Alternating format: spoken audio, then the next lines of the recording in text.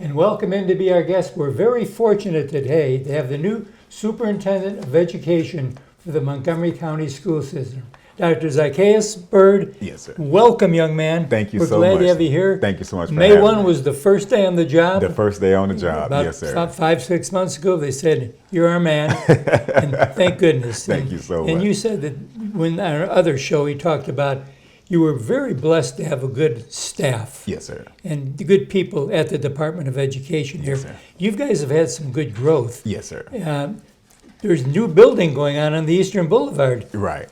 What school is that? That's a high school. Right. That's Percy Julian. Wow. Percy Julian. Yes, sir. And we are so incredibly excited about that, Bill. Now, of course, and I'm so amazed, especially in the world of agriculture. We're in architecture. As I had the opportunity, to look at the plans, and it is just so amazing how far we've come in building new buildings. As we look at LCD lighting, as we look at different type of doors, as we look at different type of tools for the classrooms and different things such as that. So I'm just so excited that our students are going to be able to learn in an environment that is just full of so many advances. And so we're definitely excited about that. And that's going to be a pretty big campus out Yes, there. sir. How many acres is that out there? Do you know off the top of your head? Oh, I'm sorry. I don't want to okay. give you a blank number off the top of my. It's at least 50 acres right. out there. Yeah, yes, sir. Because Yes, it was up for sale for a while, and that's an opportunity site to put a school. Yes, sir. I had the opportunity to tour it a few weeks ago, and again, it is a beautiful site, full of so many resources that are out there. And the first thing I was thinking about, as I was driving past there, I was saying, "Wow, look at all these buildings, look at all these restaurants and different things such as that." So our employees, they would definitely be glad about that, about having so many resources just Students right around. won't mind that either. Right, I was just about to say that as well. Well, we would definitely have to make sure that we keep them on campus, because there's a lot of temptations out there. So we just heard recently, over the past 2 years, it's been a record number of teachers that have been retiring. Yes, sir. So the ranks are getting low. Yes, sir. And people have not been going into education as much as they need to. Exactly right. What are some of the things the average person out there that maybe has a bachelor's degree, do they need a teaching degree to start teaching now?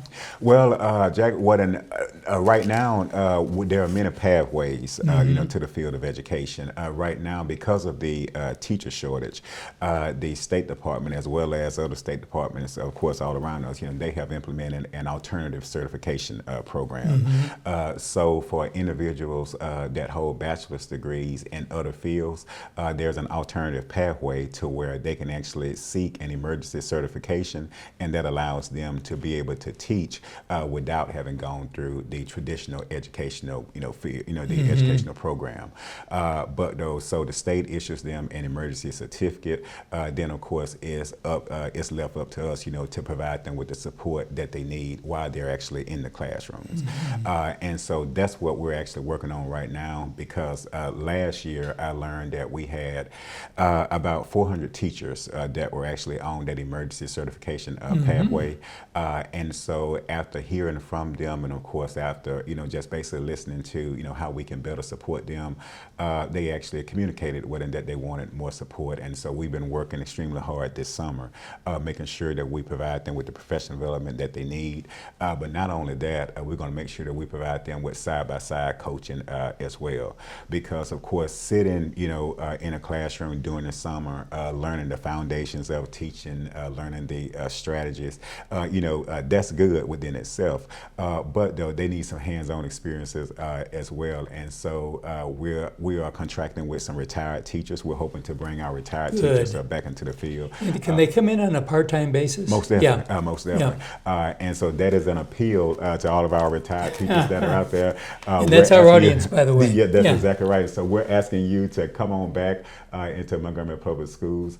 We are willing to work around your schedule, but we definitely need you back. And you will have the opportunity to support some energetic teachers that are looking for that side-by-side support. And so we're asking our retired teachers again to come back, to offer that wisdom, that experience, that knowledge, and to make sure, because we can all remember our first days back in the classrooms, and we made a lot of mistakes. And so we want to make sure that our new teachers, that they don't make some of those same mistakes. mistakes. And so what better way than to have somebody standing right there side by side. Well, you older teachers, there's a new thing out there now called technology. That's exactly it can give you that pat on the back That's exactly when you right. need that pat on the back. That's exactly So the right. Montgomery County school system, how many schools are there?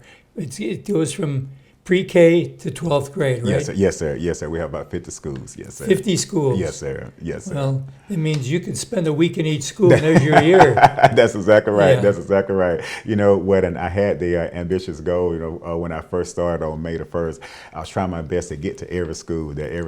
And so I was, and it was my own fault because I had a great plan. But as soon as I got into the schools, it actually took me longer than I anticipated because the conversations they were so great, and I just simply ran out of time. Well, you don't seem like the person that's just going to run in, say hi, and run out and say, I was there. No, sir. No, you want sir. to know what's inside that door. That's exactly right. I actually love the conversations, and for me, I absolutely love teaching, and I tell people all the time, I never burned out in the classroom, because again, I jumped into administration really, really fast, and so I had 5 years. Sure did. Right. So I started teaching at the age of 20, but at the age of 25, I was a principal, and so I still get so excited about being able to deliver a lesson, and so in all of my other superintendencies, I've always made it a priority to go in and actually offer that side-by-side support. I love going in and modeling lessons, and so for any teachers that is actually asking for support, any teacher that we find struggling, I believe in being a servant leader. I never want to ask anybody to do anything that I'm not willing to do myself. So I'm going to be the first one to go into the classroom, work with the teacher, plan that lesson, but also model that lesson as well. And so we're actually launching an initiative this summer to where our central office staff, it is called Moving Beyond the Desk, I'm calling it. And so for all of our central office workers, where I am challenging them that we're going to move beyond the desk from the central office, and we're going to be in the classrooms, offering our teachers all the support that they need. Good luck in this new position. We as viewers, you need to be supporting the school system. Thank you so much. Do whatever you can. Yes, sir. And we'll be right back right after this.